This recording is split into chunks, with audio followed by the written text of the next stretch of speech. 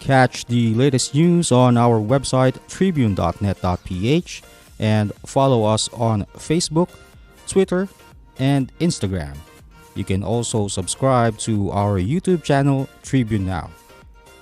The Daily Tribune is one with the nation in facing the COVID-19 crisis, and in line with this, the Daily Tribune digital edition and press reader is now available for free online. You can also download the Daily Tribune app on Apple Store for iOS users and Google Play for Android users to get the latest and most comprehensive news online. Daily Tribune is also inviting everyone to join its Community Viber Katribu to get updates on the freshest and hottest news and entertainment stories of the day. Tarcito emoticons are also available on our Community Viber. Just click on the link in this video to join. The impact of COVID-19 on air travel worldwide has been swift and merciless. How is the aviation industry bending to cushion the blow? We are joined by Civil Aviation Authority of the Philippines Director General Captain Sydiongco to discuss the regulatory policies on air travel amid the pandemic. I'm your host, Vernon Velasco, and this is Straight Talk. Good morning, sir. Welcome to the show. Good morning. Sir, Thank you for... to help ease the impact of COVID-19 on the aviation sector, MIAA and Capt earlier said that it will defer the local carriers' payment for parking, landing, and takeoff at the NAIA, and all. How long do you will intend this to last, sir? Our plan there is to, from March of this year until March next year. That's a deferred payment. In other words, we still bill them, but it becomes demandable after a year. Ito takeoff and landing fees. Sir, sa mga 21 airports na clear to resume commercial flight operations, 5 lang yung hindi pagbukas kasi because of lack of parang passengers, but will Capt provide assistance for airlines and airports to recoup losses? Dalawang question yon. One is operational of the operation ng airport. Yung pangalawa, yung how to recoup the losses. Unang-una, we have about 86 airports all over the Philippines, and 40 of them are commercially served. And then out of 40, as of today, we already have 32 airports that are commercially served. There are, however, certain airports where the local government would, or based on their calibration sa kanilang quarantine facility, testing facility, that kinokontrol nila yung inbound passengers to their localities. So basically, we have kept all these airports open kasi interoperable yung airports. Hindi mo pwedeng isara yung isang airport and then yung isa naman ay open. Just in case a flight cannot land in airport A, it has to have an alternate airport. So our foreign airlines are flying overhead. In case of an emergency, they need to use any of our international airports. So, sa madalit sabi, these airports had remained operational. Now, on the issue of how else we could help the airlines to recoup, one is the deferment of takeoff and landings, and the other one is yung concession, yung rent sa passenger terminal building, sa airport building. All other small businesses in that airport, we have waived until August this year, or until the end of this year. Sir, how robust is the priority you're putting to boost capacity at points of entry? Robust meaning... Sir, gaano kayo ka-aggressive po? It's not for the airport kasi if there is a demand, we have the capacity. it's not the airspace, it's not the runway either. It's the capacity of the testing facility and the quarantine facility that can take on. So that's a whole lot of difference. What impact so far has COVID-19 had on the aviation industry's revenue intake and traffic? Will this trend, sir, continue in the following months? The airline businesses in the industry are predicting a slow, not a steep recovery as in a graph. They're looking at 7-15%, maybe hopefully by the end of this year, up to about 40 to 50%. It's going to be a matter of building up the passenger confidence to travel. Sir, before we take a short break, this is the question. As a distancing measure, what's the policy on the middle seat? But before you answer that, sir, we're going to take a short break po. Bilang bagong mag-asawa, sabay kami natututo sa buhay. Sabay rin namin inaaral ng mga bayarin sa bahay. Kahit kami, nagtaka sa biglang laki ng electricity bill namin. Huwag pong mangambang maputulan. Sinisigurado ng Meralco na walang disconnection hanggang September. Estimated bills lang ang natanggap natin ng March, April at para sa ilan, May. Dahil sa lockdown, isang tabi to para hindi na maguluhan. Ang May o June ay actual meter reading na. Kung May nagka-actual reading, ibabawas dito ang huling reading bago mag-ECQ. Yan lang po ang ating babayaran hanggang 3 buwang konsumo. Kung estimated reading sa May at June nagka-actual reading, ibabawas din dito ang huling reading bago mag-ECQ. Yan lang po ang ating babayaran. Hanggang 4 na buwang konsumo, walang labis. Tandaan, kung ano lang na konsumo, Yun lang ang babayaran. ako po si Mateo G. At ako naman po si Sarah G. G? G! Good morning, sir. How may I help you? Bakit kailangan ko pang pumunta sa bangko? Oo nga naman, sir. Ba't kailangan pang pumunta sa bangko? Why not get a UB app so you can do all these without going to the bank? Bank the way you live. Union Bank.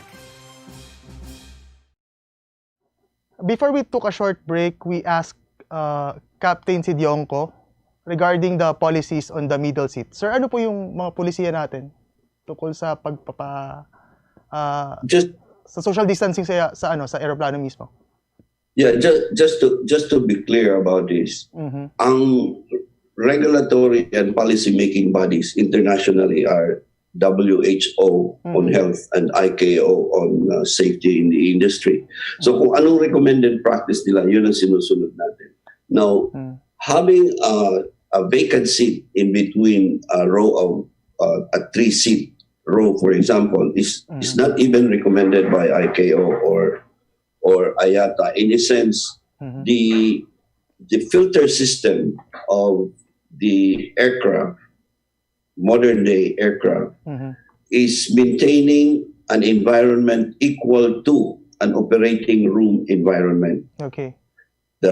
Na hindi siya kailangan ng as a matter of fact, even if you keep that seat vacant, if it is true that it is necessary, it's less than a meter. So it's what we have are mitigating measures. Yes. Na less possibility na magkaroon ng contamination or infection. So we have the cabin crew wearing their own masks, PPEs, face shield kasi they're exposed. And then in case there is a passenger who would get sick or would show symptoms, there are also procedures for that. Paano, where you locate them, how they use the lavatories, what the cabin crew are supposed to do, communicate and isolate the passenger. Kasama na doon yung disembarkation, how ground handling will take care of it, of the passenger, having an ambulance on standby, and then disinfection, cleaning while on ground every after flight. Sir, na-mention niyo yung cleaning at disinfection, no? Ano po yung mga bago nating procedures before and now that there's COVID sa paglilinis ng aeroplano? Wala siyang halos diferensya except that it is more frequent now. Kasi disinfect talaga yan. Sir, in terms of wearing mask, marami tayong excuses. Ano po ba yung standard na mask na ginagamit sa onboard? Parehas din. Parehas din na po. We wear mask and then ang hangin kasi sa aeroplano is coming from the ceiling, going down to the floor, and then ini-expel. So if you are talking to a passenger, it is best that you have this mask. And others for confidence building, they are encouraged as well to wear face shield. Sir, in terms of boarding procedure, meron bang nabago? Parehas din. Kaya lang may ang recommendation is unahin mo yung pinakadulo para hindi nagsasalubong yung pasahero.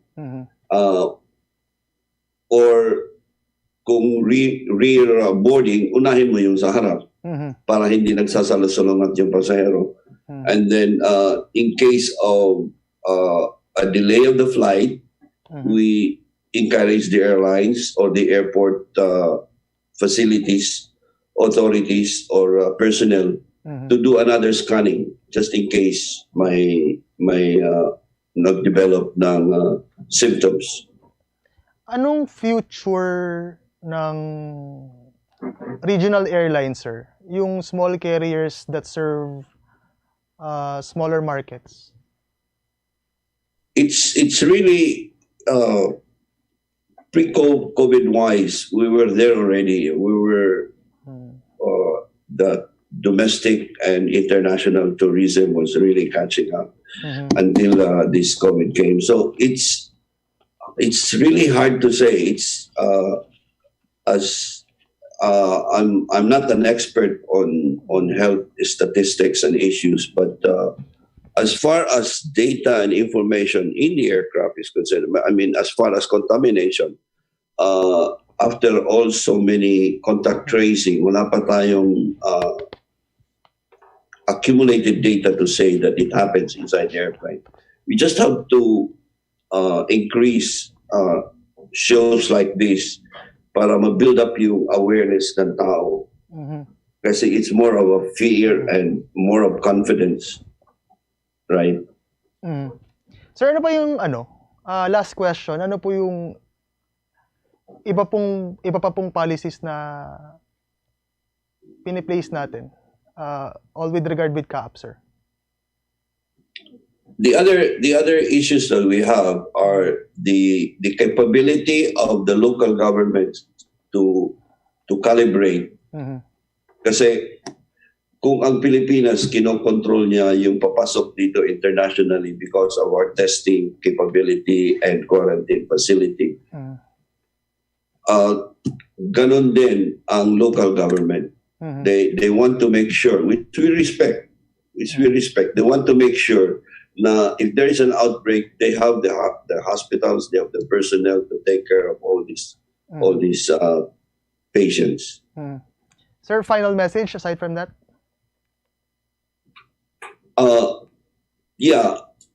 Rest assured, under the direction of our President Roa Duterte and our Secretary of Department of Transportation, our marching orders are to make sure that commercial airline industry is safe, secure, efficient, and economically sustainable.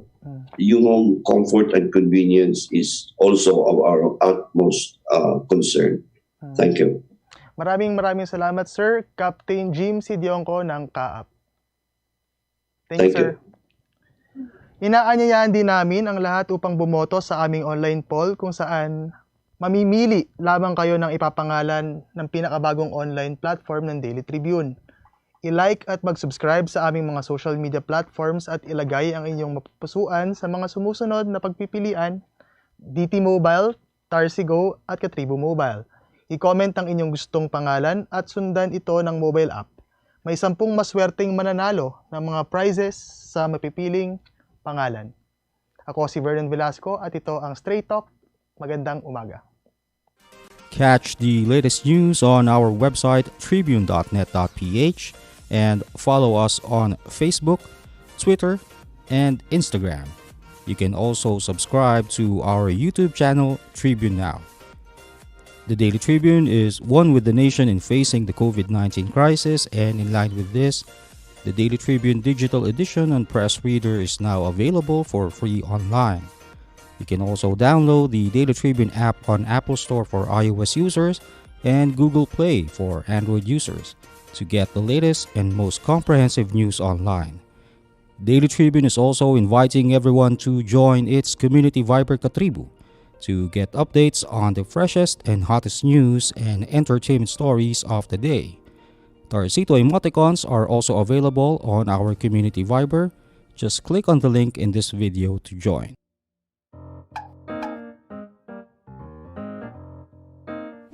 Ang Philippine Offshore Gaming Operators o POGO ay isang legitimate business entity na nagbibigay serbisyo sa offshore gaming para lamang sa mga manlalarong nasa abroad sa pamamagitan ng internet. Ang mga serbisyong handog nito ay katulad ng casino games at sports betting na pwedeng laruin kahit wala sa casino. Sa Pilipinas, walang POGO operators. Tanging POGO service providers lamang dahil nagaganap ang mga laro sa labas ng bansa.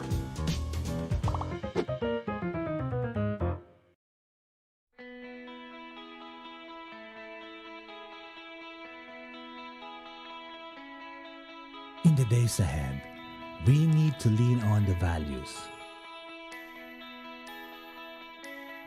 that make us a great company, the Malasakit, for which we are known. And the understanding that, as San Miguel, we stand for something far greater than ourselves.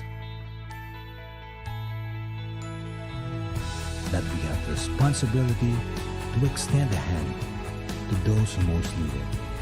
It is our sense of duty and obligation, pagkakaisa and malasakit, that will see us through these difficult times.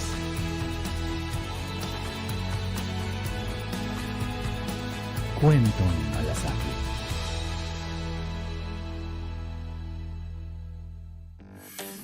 Araneta City, home to the country's first indoor shopping mall, the world's original Thrilla, and the first ever Bini Bini pageant. Now a place for your first win, your first catch, your first home, your first big break,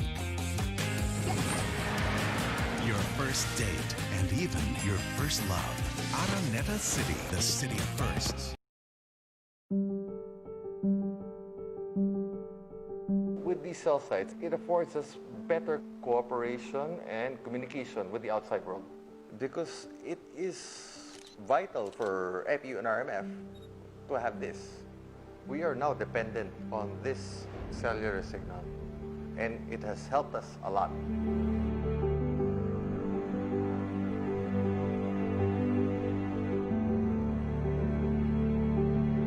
Connectivity is not a problem because we allowed these cell sites to prevail and to be on our roof deck and our helipad. Hindi tayo mawalan ng signal sa lahat ng rooms namin dahil may cell site tayo sa taas. It's one of our major advantages.